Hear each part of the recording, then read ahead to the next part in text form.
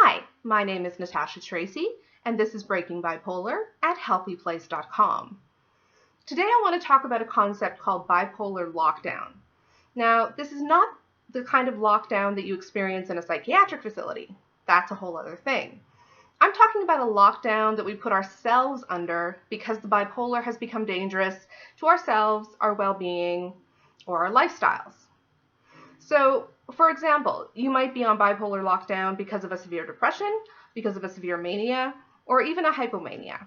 It just depends on the symptoms you personally experience.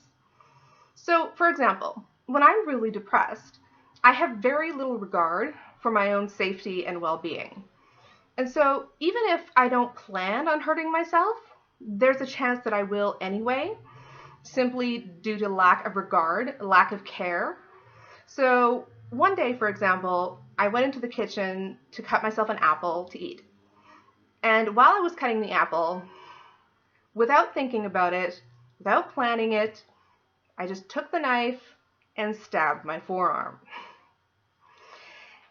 This is something that I regret to this day, as I suffer nerve damage now. But it wasn't that I particularly wanted to self-harm. It was that I had so little regard for my own welfare and my own health that I just didn't really care.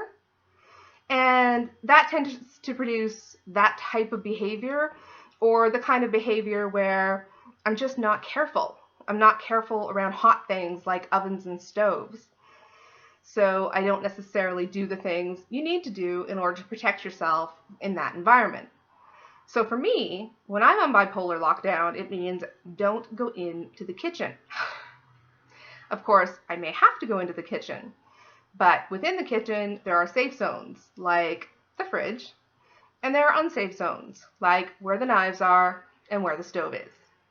So that's a version of bipolar lockdown for depression. For mania, your bipolar lockdown might be something like putting your credit cards on ice. So getting a container, filling it with water, putting your credit card inside, and putting it in the freezer. Therefore, there you have your credit card and you can still use it. If an emergency occurs, you can definitely get to it.